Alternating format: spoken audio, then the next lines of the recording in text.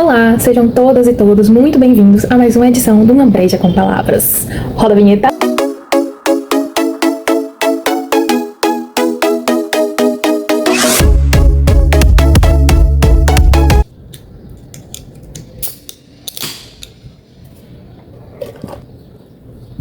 Na edição de hoje, vou comentar sobre o conto da Lígia Fagundes Telles, que está aqui nesse livro. O livro chama O Segredo e Outras Histórias de Descoberta.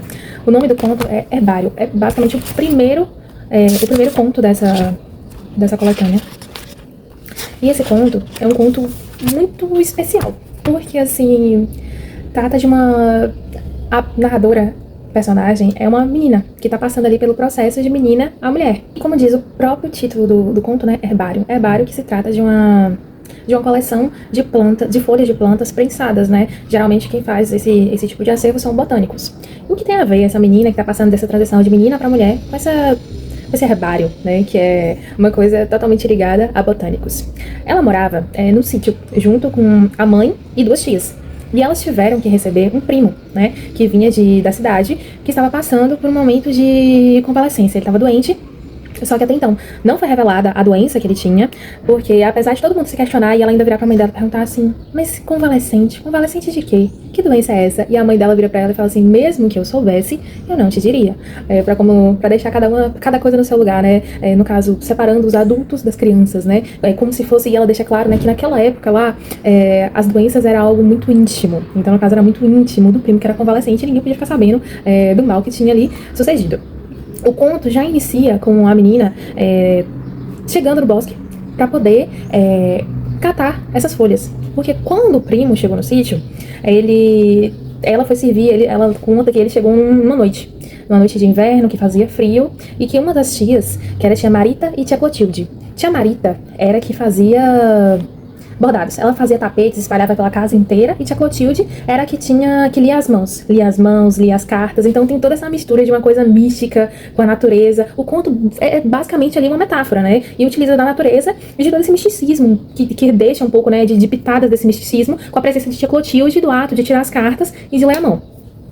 E quando ele chega, tia Marita prepara um chá com ervas e fala que ele vai dormir tranquilamente. E quem vai levar o chá pra ele, pro primo convalescente que veio de fora, é a menina. E ela entrega o chá pra ele, fica observando, ele sopra, a fumaça vai no ar e ela observando ele tomar o chá. E ele vira pra ela e pergunta se ela queria ser a ajudante dele. Porque ele é botânico e queria folhas que ela pudesse catar no sítio pra ele, porque ele falou que agora eu não posso, mas você vai sozinha, porque no momento eu não posso, tô muito fraco ainda.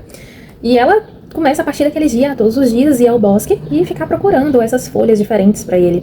Só que o mais interessante é que ela é muito medrosa. Ela tinha medo de cobra, de qualquer bicho que pudesse encontrar ela lá. Ela não era um costume que ela tinha, apesar de morar no sítio, próximo a um bosque, não era um costume que ela tinha de estar sempre no bosque, ainda mais procurando folhas, né, revirando, levantando pedras, passando entre os galhos, arranhando as pernas. Não era um costume que ela tinha. E ela foi porque o primo pediu, o primo botânico. E a partir daquela relação ali de ajuda, ela estava descobrindo o seu primeiro amor.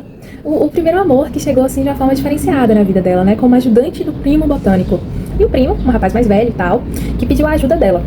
E ela tinha costumes de muito menina, que eu até me identifico, né? Me recordo de algumas coisas da minha época dessa transição também. Ela roía as unhas, e apesar da mãe dela pedir o tempo inteiro que ela parasse de roer as unhas, ela não parava de roer. E a partir da chegada do primo, ela chegou a passar pimenta nas mãos pra poder, na hora que ela levasse as unhas à boca, né, os dedos à boca, ela sentisse a ardência e não roesse mais. E ele foi lá e falou, né, um dia chegou pra ela e falou assim, viu ela roendo as unhas e falou assim, você não tem medo de ficar uma moça com as mãos feias? E aquilo tocou nela. E aquilo deu um despertar pra ela, que ela falou assim, eu preciso parar de roer as unhas definitivamente. E foi o que ela fez. Tentou de todas as formas, passou pimenta, e aquilo ali era uma tortura pra ela, porque era um vício. Outra coisa que ela fazia muito era fazer caretas. Ela falava, tem um trecho que ela fala que ela utilizava das caretas pra mostrar pros outros que ela não estava com medo de determinadas coisas que aconteciam na vida dela. Que ela utilizava as caretas pra que ela perdesse o medo e as pessoas começassem a rir. Ela escondia o medo através das caretas e quem aparecia no caminho dela começava a rir. E com ele, ela não fazia diferente. Ela rolava no chão, fazia careta e mentia muito. Ela tinha um hábito de mentir e mentia como ninguém. Fazia as criações dela, inventava tudo ali pra mãe, pra tia Clotilde, pra tia Marita. E o mais engraçado é que ele involuntariamente, começou a moldar ela também, a fazer parte desse processo, dessa transição de menina a mulher. Porque ele começa a usar de metáforas também para poder ensinar ela a parar de mentir.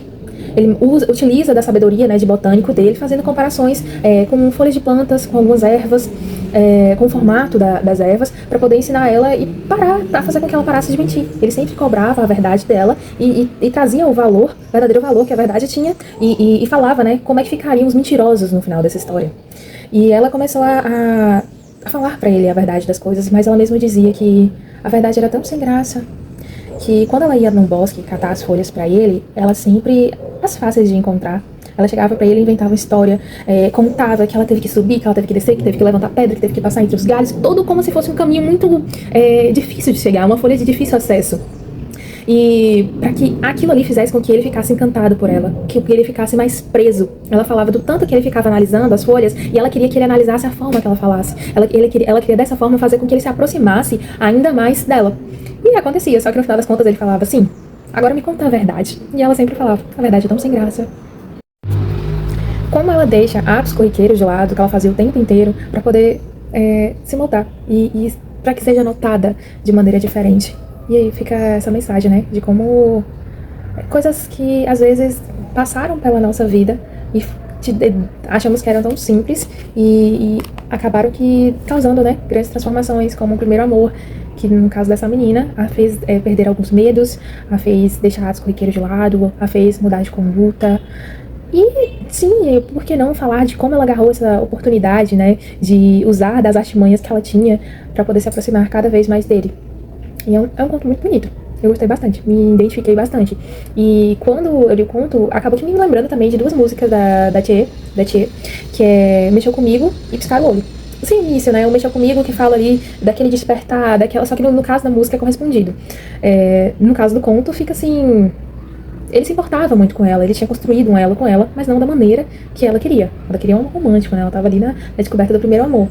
E ele, como uma pessoa mais madura, né, tinha talvez olhasse pra ela, mas como uma menina que ele queria construir algo, um vínculo de amizade maior e poder fazer parte, né, dessa transição dela e transformar, tirar aqueles atos que não eram tidos como bons, transformá-los como os bons, né, libertar ela das mentiras, da roição de unhas, isso que não era tão bem visto, né. E a outra música é o Piscar o Olho, né? Quando fala assim, e no meio da fumaça, que lembra que é logo no início do conto, né? Que ela fala ali da fumaça, do char, né? Que ele tava soprando, que o char tava quente. Então é isso. Espero que vocês busquem ler o conto. É bem bacana. Eu adorei. A Lígia é fantástica quando ela são contos que trazem muito essa coisa de meninos, de meninas, de adolescentes, de transição. Essa coletânea desse livro. Bem bacana. E quem não é inscrito no canal, se inscreva, deixe seu like, seu comentário, compartilha com quem gosta de literatura também. E beijo no coração de cada um de vocês, tá certo? Gratidão. Mas tem uma folha especial. A folha de Hera, com formato de coração, que ela conseguiu encontrar essa folha e levou pra ele separadamente. Ela nem no cesto colocou, porque ela saía no cestinho. Nem no cesto ela colocou, porque era uma folha especial, porque era em formato de coração. E tinha toda uma mensagem subliminar que ela queria passar pra ele através daquela folha. E ela levou pra ele, e ela mostrou pra ele, e eles eram folha de Hera, de uma erva chamada Hera, e em formato de coração. E ele beijou e colocou junto ao peito e falou que aquela folha era especial. Que aquela ele ia guardar separada, e ele espetou e colocou ela na camisa dele. Então, pra ela, aquilo ali era mais ou menos uma parte da resposta do que ela queria, desse carinho que ela sentia por ele, que ela queria tanto que fosse recíproco, né? Que ela queria tanto ser vista, ser olhada, ser acariciada, da mesma forma que ele acariciava aquelas folhas. Mas tia Clotilde, que ler nas mãos, né, deu uma olhadinha nas mãos dele e acabou descobrindo que ele não ia se demorar muito lá no sítio, não. Que tinha uma moça que vinha buscar ele no sábado e descreveu lá as características da moça, o cabelo que era como cobre, o vestido que seria de verde musgo e não sei o que, não sei o que. E ela ficou assim, olhando pra ele, porque foi ele que contou pra ela que tia Clotilde tinha dado uma olhada na mão dele. E foi bem num momento que ele dá uma lupa pra ela poder enxergar as nervuras da folha. E ela, ao invés de olhar pra folha, começa a olhar pra pele dele, começa a olhar pros detalhes do rosto dele, das mãos dele, começa a olhar pros detalhes físicos dele, né? E ela fala das linhas da mão dele. Aí ele vira pra ela e fala assim, até tu, menina. Que Tia Clotilde já tinha lido a mão dele e ele foi lá e relatou o que ela viu, né? Dessa moça que vinha buscar ele e tal. E a menina ficou revoltada. Foi simplesmente, saiu, foi pro bosque e falou assim, não, ninguém vai tirar ele daqui. Ele vai continuar aqui pra sempre. Aí ela foi lá e chamou as duas tias de louca, tanto a tia que bordava, tanto Tia Clotilde que lia nas mãos e falou assim, ah, duas loucas, como é que se pode? E ainda determinar até a cor da roupa, que absurdo. E no sábado, que vinha o sábado que seria o sábado que a moça vinha buscar ele, ela acorda mais cedo e desce ao bosque com um cestinho pra poder ir, né? E engraçado que nesse dia ela tinha até desfeito a barra do vestido dela pro vestido ficar mais longo e ela não se arranhar tanto no meio dos arbustos lá, dos galhos do bosque. E nesse dia ela brincou, se jogou na grama, jogou pedrinhas nas árvores, brincou com os passarinhos que estavam, ela falou que estavam um contando sonho pro outro. E ela encontra uma folha embaixo, ela viu um inseto, e na cabeça dela aquele inseto tinha se transformado nessa folha, que tinha como se fosse pontinhos vermelhos, que era como se fossem gotas de sangue. E ela fala que essa folha era especial, e coloca dentro do bolso, pra poder entregar pra ele. E quando ela vai chegando em casa, tia Marita vem logo correndo pra ela e fala assim, você não acredita, Clotilde conseguiu prever de verdade, e a moça chegou da cidade e vai levar ele no trem da tarde, eles vão partir à tarde. E era uma coisa urgente, que ele tinha que ir embora. E ela, indignada, deixa as botas de lama no início da porta e entra. E ele vem ao encontro dela pra poder saber das folhas, né? E conta pra ela, falando que provavelmente seria o último cesto que ele ia pegar dela, né? Seria a última colheita, né, que ela tinha feito pra ele.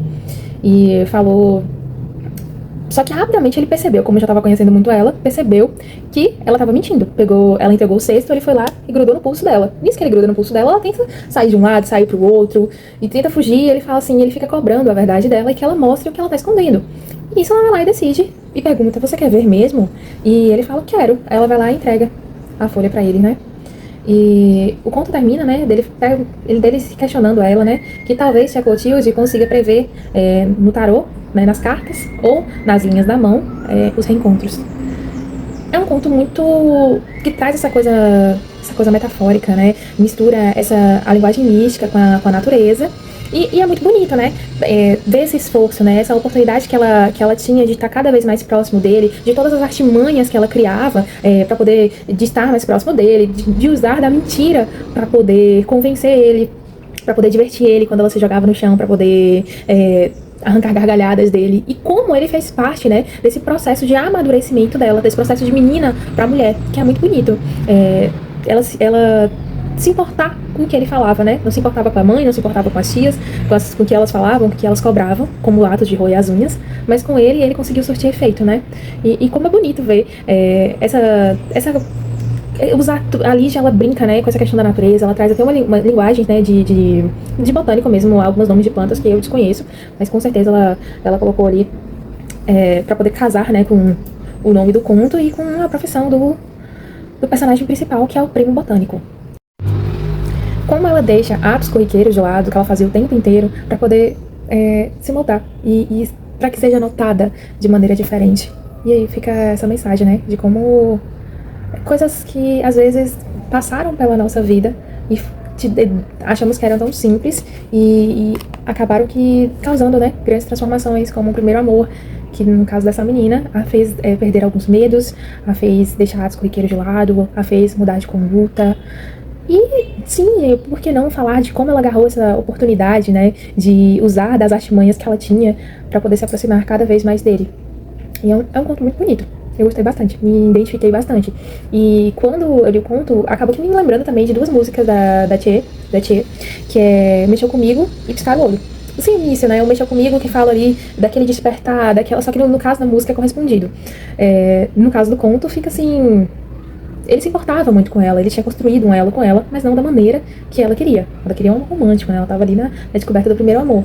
E ele, como uma pessoa mais madura, né, tinha talvez olhasse pra ela, mas como uma menina que ele queria construir algo, um vínculo de amizade maior. E poder fazer parte, né, dessa transição dela e transformar, tirar aqueles atos que não eram tidos como bons, transformá-los como os bons, né? Libertar ela das mentiras, da roição de unhas, isso que não era tão bem visto, né? E a outra música é o Piscar o Olho, né? Quando fala assim, e no meio da fumaça, que lembra que é logo no início do conto, né? Que ela fala ali da fumaça do char, né? Que ele tava soprando, que o char tava quente. Então é isso. Espero que vocês busquem ler o conto. É bem bacana.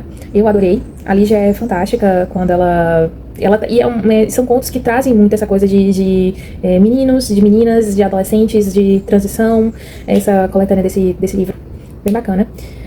E, pra quem não é inscrito no canal, se inscreva, deixe seu like, seu comentário. Compartilha com quem gosta de literatura também. E beijo no coração de cada um de vocês, tá certo? Gratidão.